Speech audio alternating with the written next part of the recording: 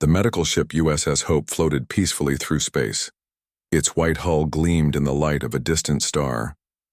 Red crosses marked the sides of the ship, showing its mission of healing. Captain John Smith stood on the bridge, looking at the stars through the large window. "Captain, we are getting close to the Zalaran colony," said First Officer Susan Brown. Her voice was calm as she checked the control panel. Captain Smith nodded. "Good. The aliens said many of their people are sick. Let's hope we can help them." The USS Hope carried 300 doctors and nurses. They were the best medical team Earth could send. For 6 weeks, they had traveled to reach the Zalaran colony. It was the first time humans would try to help an alien species with medical care. Dr. Laura Williams checked her medical supplies one last time. As chief medical officer, she had spent months studying what little they knew about Zalaran biology. Their bodies were different from humans, but she believed Earth medicine could still help them. "Are you ready?" asked Dr. Peter Jones, her assistant. He looked nervous but excited. "As ready as we can be," Laura said with a smile. The Zalarans described symptoms like a fever and breathing problems. We've prepared treatments that should work for them. No one on the ship felt afraid. The first contact with the Zalarans 2 years ago had gone well. The aliens seemed peaceful and had traded fairly with humans. When they asked for medical help, Earth was happy to show goodwill. The ship's intercom buzzed. "All medical staff, prepare for arrival in 30 minutes, said Captain Smith's voice. Laura and her team moved to the shuttle bay. 6 large shuttles would take them to the surface of the colony planet. Each shuttle carried doctors, nurses, and medical equipment. "Something doesn't look right," said Navigation Officer Mary Davis suddenly. Her eyes were fixed on the scanner screen. "Captain, I'm seeing multiple ships approaching. They're not Zalaran design." Captain Smith frowned. "Hail them. Ask who they are." Before Mary could send the message, the scanner lit up with warning lights. "Energy buildup, they're charging weapons," shouted Security Chief Ryan Green. "Shields up," ordered Captain Smith. "All personnel, battle stations." The first blast hit. Before the shields were fully raised, the ship shook violently. "Direct hit to engine section," reported Ryan. "Shields at 60%. Captain Smith grabbed the communication panel. "This is Captain Smith of the USS Hope. We are a medical vessel on a peaceful mission. Please cease fire." No response came. Instead, 3 more blasts hit the ship. The lights flickered, and emergency alarms began to sound. "Captain, they're sending boarding craft." Mary's voice was tense. At least 6 of them heading for different parts of the ship. "Security teams to all entry points," ordered Captain Smith.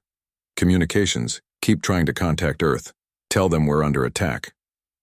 Laura felt the ship shake again as something attached to the hull near the medical bay.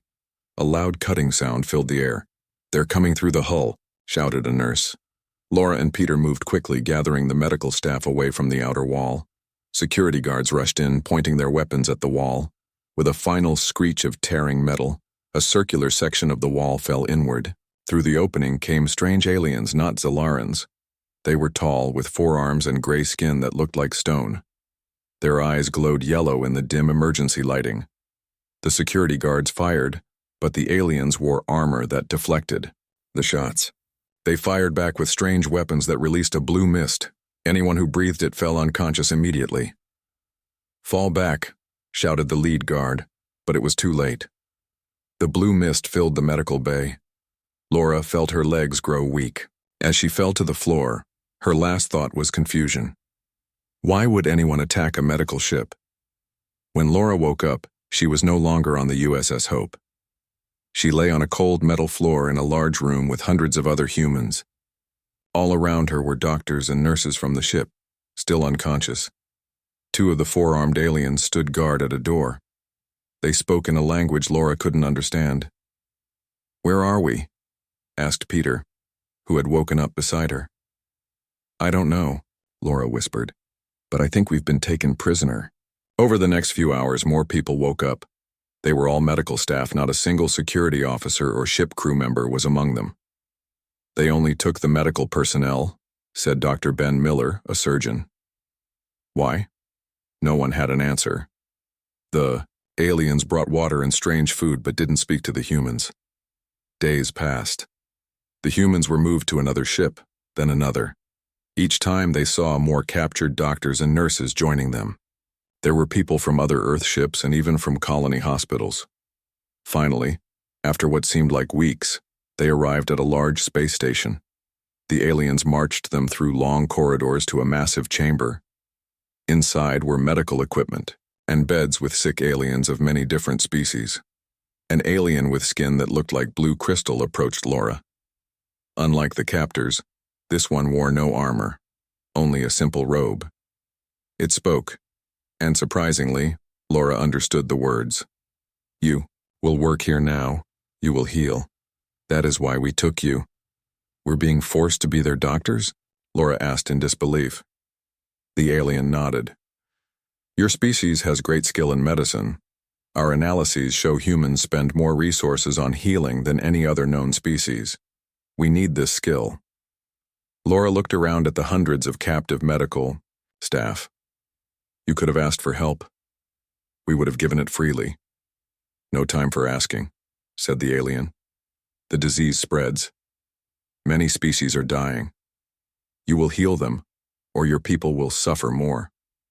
That was when Laura understood.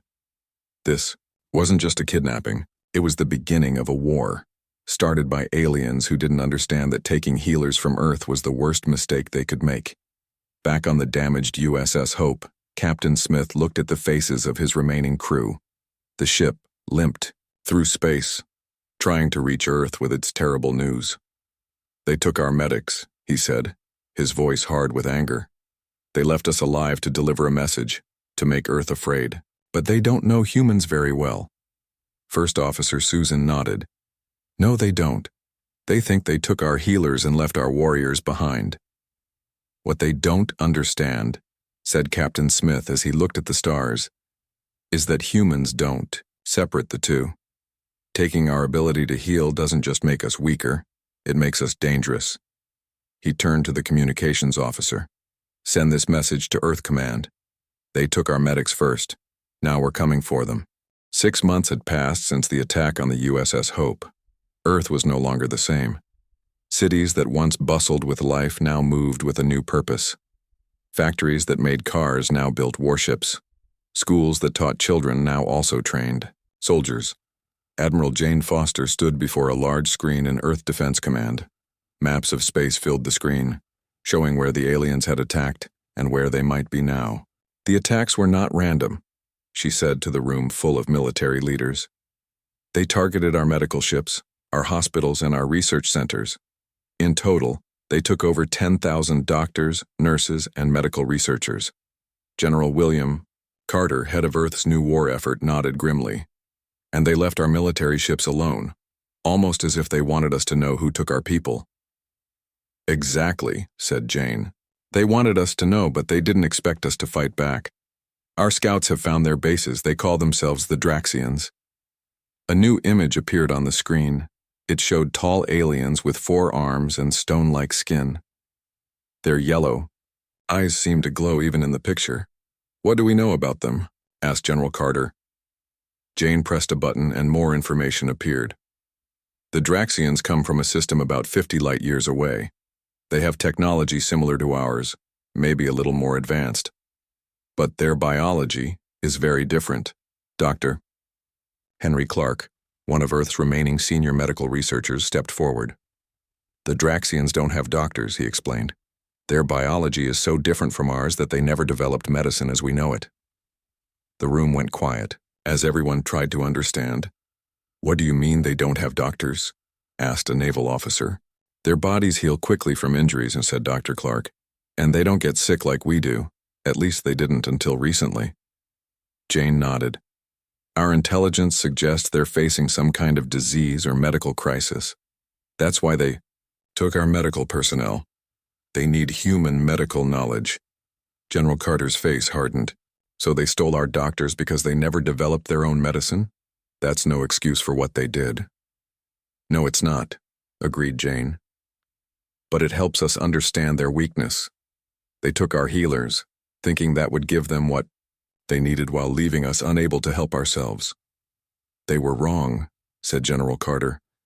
We're not just doctors and nurses. We're soldiers too. And now they'll learn what happens when you attack Earth. The meeting continued for hours as they planned Earth's response. Ships would be sent to find the captured medical staff. But first, they needed to know more about the enemy. Far away, on a Draxian space station, Dr. Laura Williams worked tirelessly. For 6 months, she and the other captured doctors had been forced to treat sick aliens from many different worlds. The Draxians stood guard, watching their every move. Laura had learned much during her captivity. The Draxians ruled over many star systems and many different alien species. They were strong warriors but knew nothing about medicine. Now a strange disease was spreading through their empire, and they had no idea how to fight it. You must work. Faster, said a Draxian guard, his yellow eyes glaring at Laura. More die every day. Laura looked up from her patient, a small green alien who struggled to breathe. We're doing our best, she said firmly. Medicine takes time. We need to understand the disease before we can cure it. The guard didn't seem to understand. The Draxians never did. To them, healing should be as simple as fighting, hit the enemy and win. They couldn't grasp that fighting disease required patience and research. Later that night, Laura met secretly with other human doctors.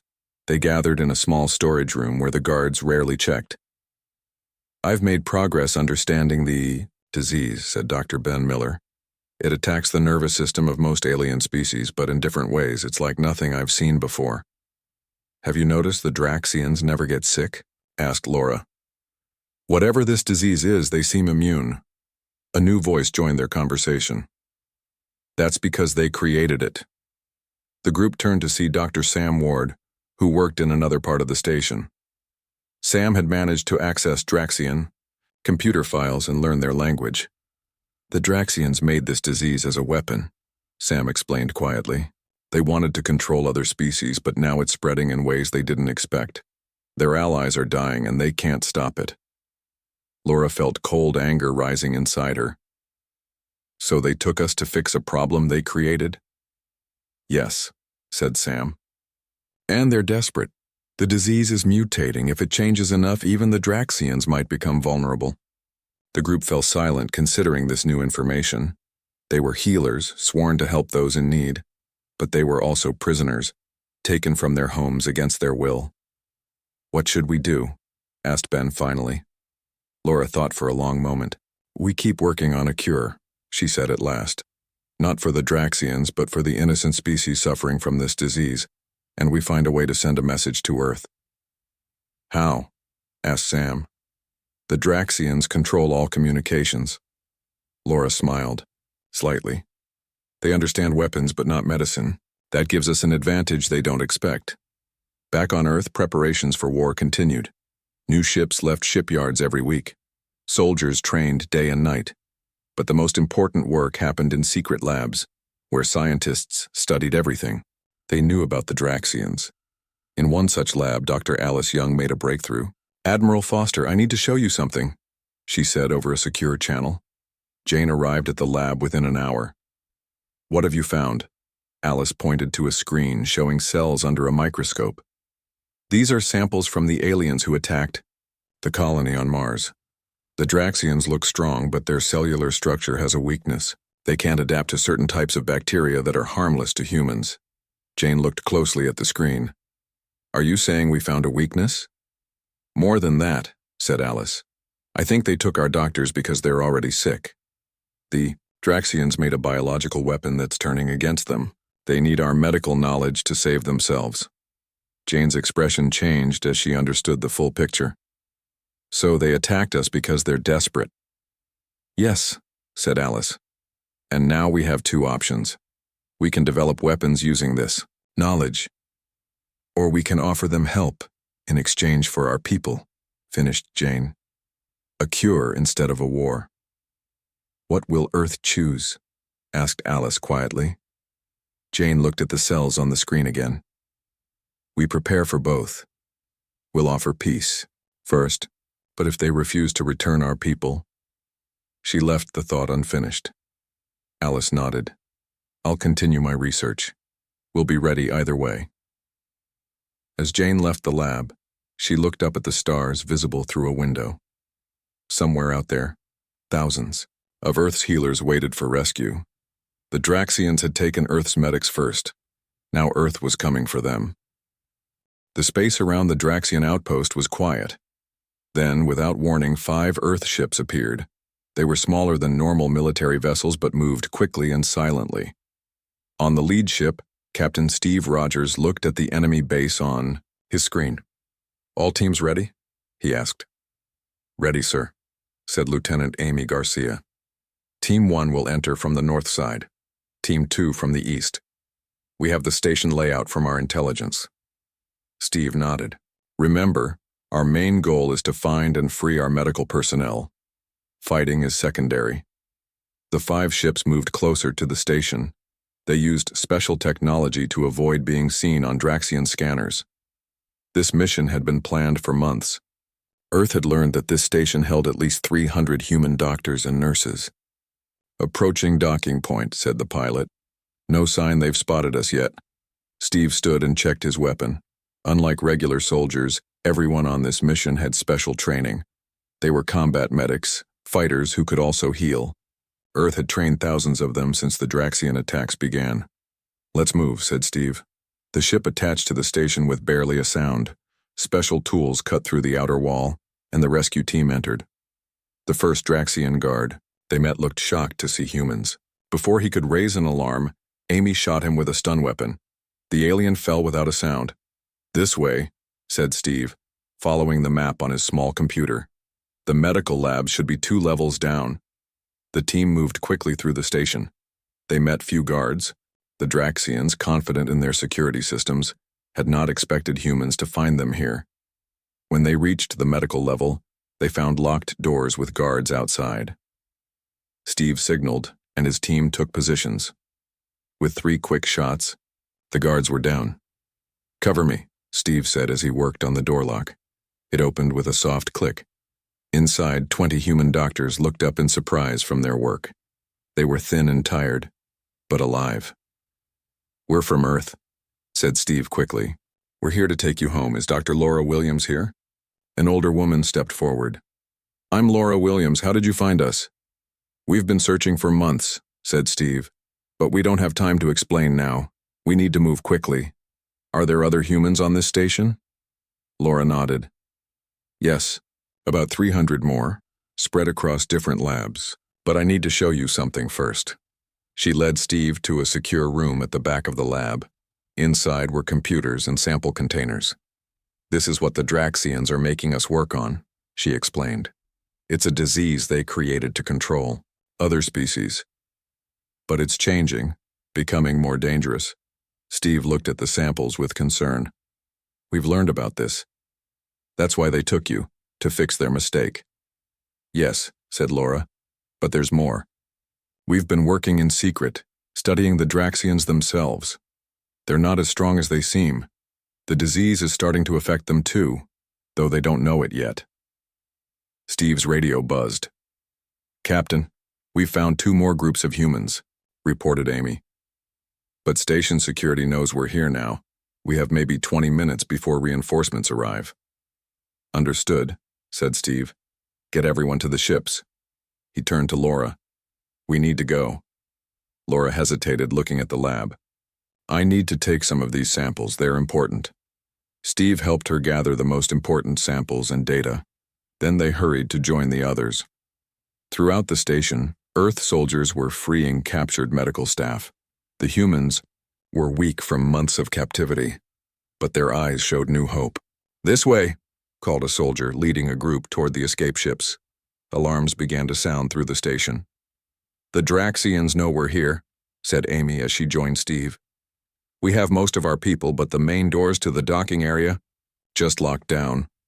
Steve looked at the frightened medical staff around him. "We need another way out." He turned to Laura. "Doctor, you've been here for months. Is there another path to the ships?" Laura thought quickly. "There's a service tunnel for repairs. It runs near here and leads to the outer hull, but it will be a tight fit for so many people." "It's our only choice," said Steve. "Lead the way." Laura guided them to a small door hidden in the wall. Behind, it was a narrow tunnel. "Everyone through," ordered Steve. "Move quickly, but stay calm." One by one, the rescued humans entered the tunnel. Steve and his soldiers took positions to guard the entrance. The first Draxian soldiers appeared at the end of the corridor.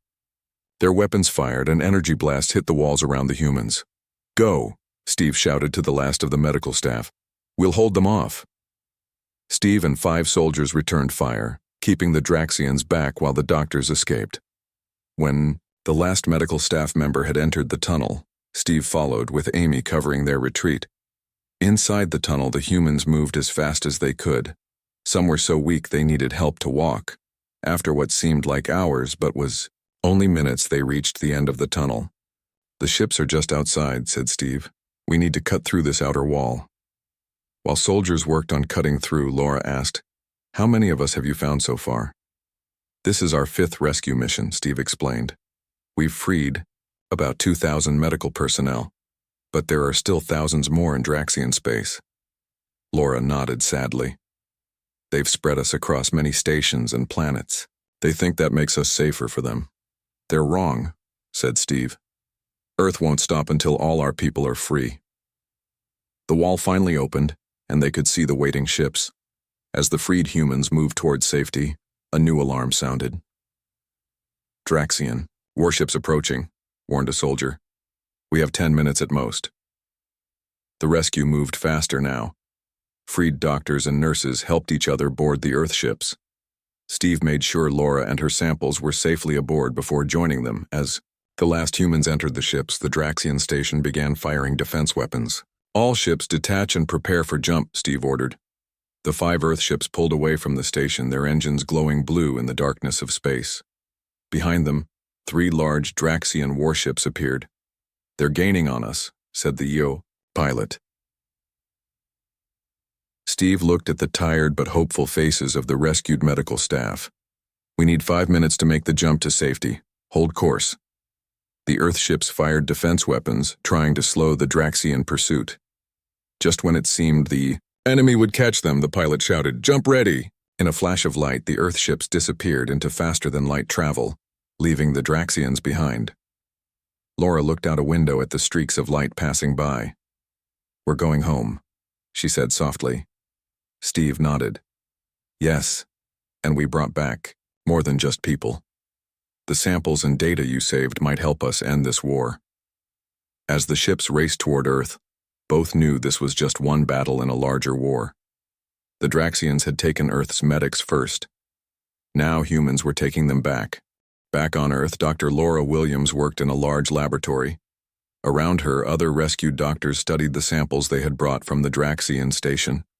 2 months had passed since their rescue, and Earth had changed even more. "Look at this," said Dr. Alice Young, pointing to a screen. "The disease attacks the nervous system first, then spreads to other cells." Laura nodded. "Yes, and the Draxians think they're immune. But these tests show the disease is slowly affecting them too. They just don't know it yet." Admiral Jane Foster entered the lab with General Carter. They looked at the doctors with respect. These men and women had survived months of captivity, but were now working hard to help Earth. "Dr. Williams, what have you found?" asked Jane. Laura turned to face them. "We've made 2 important discoveries. First, the disease was made by the Draxians to control other alien species. Second, it's now changing in ways they didn't expect." "Can it harm humans?" asked General Carter. "No," said Laura. "Our biology is too different, but it's deadly to many alien species, including the Draxians themselves, though they don't realize it yet." Jane looked thoughtful. "So they took our doctors to find a cure for a weapon they created." "Exactly," said Laura. "And we found something else." She showed them images of Draxian cells. "Their biology has a weakness. They can't adapt to changes as well as humans can. That's why they never developed medicine. They never needed it before." "Can we use this information?" asked General Carter. Laura hesitated. As a doctor, she had sworn to heal, not harm. But the Draxians had taken thousands of her colleagues and forced them to work in terrible conditions. "We could create a medicine that would cure the disease for all species," she said. Or we could make something that works for everyone except the Draxians. The room went quiet as everyone understood what this meant. That would be a powerful weapon, said Jane finally. Laura nodded. But I think we should try something else first. We should offer them the cure, in exchange for all our people. General Carter frowned. Why help those who attacked us? Because we're human, said Laura simply. We heal. That's what they took from us, and that's what makes us different from them. Jane smiled slightly. Dr. Williams is right. We'll offer peace first, but we'll be ready for war if they refuse. Meanwhile, in deep space, Captain Steve Rogers led a fleet of 20 Earth ships. After the successful rescue mission, Earth had built more ships and trained more soldiers. Now they were ready for a bigger mission. Target in sight, said Lieutenant Amy Garcia. Draxian Central Command Station. It's heavily guarded. Steve looked at the massive space station on his screen. Intelligence reports said it held over 1,000 human medical staff. It was also where the Draxian leaders lived. All ships take positions, ordered Steve. Remember the plan. We need to disable their weapons and shields without destroying the station. The Earth fleet spread out surrounding the Draxian station from all sides. This would not be a quiet rescue like before. This would be a direct attack. They've spotted us, said Amy. Draxian ships approaching. All ships, engage, said Steve, calmly. The space around the station lit up with weapon fire. Earth ships moved quickly, avoiding Draxian attacks while focusing fire on the station's defense systems. On Earth, Admiral Jane Foster watched the battle through a special communication link. Report? She asked. The plan is working, replied a communications officer. Our ships are faster than theirs. We're targeting their weapons and shields as planned. Jane turned to General Carter. It's time for the next step. Is the message ready? He nodded. Yes. As soon as they can't fight back, we'll send our offer. Back at the battle, Earth ships continued their careful attack. They avoided hitting living areas of the station, focusing only on military targets. Their main shields are down, reported Amy. Weapons at 30%. Steve nodded. Now we wait. In the Draxian command center, the alien leaders watched in growing fear as their defenses failed. Earth ships now surrounded them, weapons ready, but not firing. Why do they stop? Asked the Draxian commander, his stone-like face showing confusion. They could destroy us now. A communication officer spoke up. They're sending a message. It's being broadcast to all Draxian worlds. The main screen changed to show Admiral Jane Foster. Her face was stern but calm. Attention, Draxian leaders, she said. This is Admiral Foster of Earth. You attacked our world and took our healers. We could now destroy your central command, but we choose not to. Instead, we offer you a choice. The Draxian leaders looked at each other in confusion. In their culture, showing mercy to an enemy was unknown. Jane continued. Our doctors have studied the disease spreading through your empire. Yes, we know you created it, and we know it's now affecting your people too. We have developed a cure. She paused, letting this sink in. Here is our offer. Return all human medical personnel immediately, and we will provide the cure to all affected species, including Draxians. Refuse, and we will continue our attacks until all our people are free. The Draxian commander stood silent, yellow eyes wide with shock. Humans had the power to destroy them, but were offering help instead. How do? We know you have a real cure, he asked finally. Jane nodded to someone off-screen. The image changed to show Dr. Laura Williams. I am Dr. Williams. I was held captive on Draxian Station 7 for 6 months. During that time, I studied your disease. This is a sample of infected Draxian cells. The screen showed cells clearly dying. And these are the same cells after our treatment. The new image showed healthy cells. We can provide this cure to all affected species, said Laura. Our ships are ready to deliver it throughout your empire. But first, you must release all human medical personnel. The screen returned to Jane. You have 1 Earth day to decide. We await your answer. The communication ended, leaving the Draxian Leaders in stunned silence. Steve watched the Draxian station on his screen. His ships maintained their positions, weapons ready. "Do you think they'll accept?" asked Amy. "I don't know," said Steve. "Their culture values strength, not mercy. They may see our offer as weakness." "But we're not weak," said Amy. "We could destroy them right now." Steve nodded.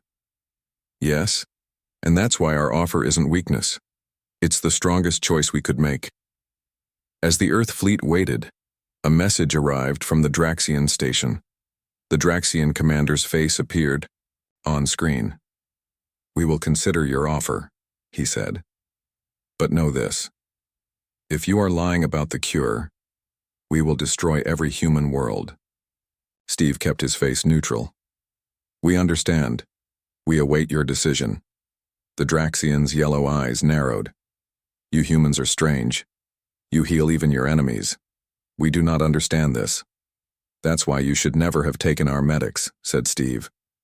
"You didn't understand what you were taking." 24 hours passed slowly. The Earth fleet remained in position around the Draxian Central Command Station. On his ship, Captain Steve Rogers waited for the Draxian answer. 1 minute until their deadline, said Lieutenant Amy Garcia. Steve nodded. All around him, the crew watched their screens tensely. If the Draxians refused the offer, they would attack immediately. Earth ships were ready to strike key targets throughout Draxian space. "Incoming message," said the communications officer. The main screen lit up, showing the Draxian commander. His yellow eyes looked troubled. "We have considered your offer," he said slowly. "Our leaders have decided to accept. We will return all human medical personnel." A quiet cheer went through the Earth ship. Steve kept his face serious. "How soon? Can this be arranged?"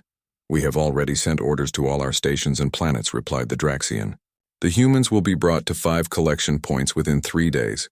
You may send ships to these locations." Steve nodded. "And how many of our people will be returned?" The Draxian looked down for a moment. "Our count shows 9,642 humans are in our custody." The number was close to Earth's estimates. It seemed the Draxians were being honest. "We accept your terms," said Steve. "We will prepare the cure for delivery to all affected systems." Back on Earth, Admiral Jane Foster received the news with relief. She immediately went to the medical center where Dr. Laura Williams worked. "They've agreed," Jane told Laura. "All our people will be free within days." Laura smiled, but her eyes showed concern. "That's wonderful news. But we have a problem with the cure." Jane's smile faded. "What kind of problem?" "The disease is changing faster than we expected," explained Laura. "The cure we developed works now, but in a few months it might not be effective anymore." Jane understood the implications. "So we'll need to keep working with the Draxians, teaching them about medicine." "Yes," said Laura. "They'll need our help. For years, maybe decades. We'll need to teach them to develop their own medical science." "Will they accept that?" asked Jane. Laura shrugged. "They have no choice. It's either work with us or watch their empire die slowly from a disease they created." 3 days later, Earth ships arrived at the 5 collection points in Draxian space. To everyone's relief, the Draxians kept their word. Thousands of human doctors, nurses, and researchers were waiting to be taken home. At one collection point, Steve personally oversaw the return of over 2,000 humans. They looked thin and tired, but their eyes were bright with hope. "Is everyone here?" Steve asked a Draxian officer. "All humans from this sector are here," said the alien. "We have kept our promise." Steve nodded. "Then we will keep ours. The medical ships with the cure are ready to begin treatment throughout your empire." As the freed humans boarded Earth ships, many looked back at the Draxians with mixed feelings. They had been prisoners, forced to work against their will. But they were also doctors who had seen suffering among many innocent alien species. On one of the medical ships, Dr. Jack Wilson prepared treatments for delivery to Draxian worlds. As a specialist in alien biology, he had been one of the first taken by the Draxians. Now he was helping distribute the cure he had helped develop. "Are you sure about this?" asked a nurse. "After what they did to us?" Jack nodded. "I'm sure. The Draxians did wrong, but most of the beings suffering from this disease are innocent. We help everyone we can. That's what makes us human." Over the next few weeks, Earth medical ships visited hundreds of planets and stations throughout Draxian space. They delivered the cure and taught local medical staff how to use it. Slowly, the disease began to retreat. On the Draxian homeworld, Laura led a team teaching the aliens about basic medical science. It was strange to see the once proud warriors now learning humbly from their former prisoners. "You must understand how disease works at the cellular level," Laura explained to a group of Draxians. "Medicine isn't just about fighting symptoms, it's about understanding causes." The Draxian students listened carefully. Their yellow eyes, once threatening, now showed something new: respect. One Draxian, older than the others, approached Laura after the lesson. "I was the commander of the ship that took your vessel," he said. "I believed taking your healers would make humans weak and afraid." Laura looked at him steadily. "And what do you believe now?" "That we made a terrible mistake," said the Draxian. "We did not understand that your healing and your fighting come from the same strength." 6 months after the agreement, Admiral Jane Foster met with the Draxian High Commander on a neutral space station. They were there to sign a formal peace treaty between their peoples. "This treaty establishes a medical exchange program," explained Jane. "Human doctors will continue to help your people develop medical science. In return, Draxians will share their technology with Earth." The Draxian commander nodded. "We accept these terms. Our people have much to learn from humans." He hesitated, then added, "We took your healers thinking it would weaken you. Instead, it showed us your true strength." Jane smiled slightly. "Humans fight fiercely when needed, but we prefer to heal when possible. Taking our medics didn't separate those qualities. It just made us use both at once." As the treaty was signed, screens throughout human and Draxian space showed the historic moment. On Earth, people celebrated the return of peace. In hospitals and research centers, the freed medical personnel returned to their normal lives, though forever changed by their experience. On a hospital ship orbiting a distant planet, Dr. Laura Williams looked out at the stars. The ship was treating patients from many species, including Draxians. What had begun as imprisonment had become something unexpected, a chance to bring medicine to countless worlds that needed it. A young Draxian medical student approached her. "Dr. Williams, I don't understand. Why do humans help those who hurt them?" Laura thought for a moment. "Because that's what healers do. We help everyone we can, even former enemies." "Is that weakness?" asked the student. "No," said Laura with a smile. "It's the greatest strength of all." The Draxians had taken Earth's medics first, thinking they were stealing only part of humanity's strength. Instead, they had learned an important lesson. Humans could fight when needed, but their true power was in their ability to heal, even those who had once been enemies.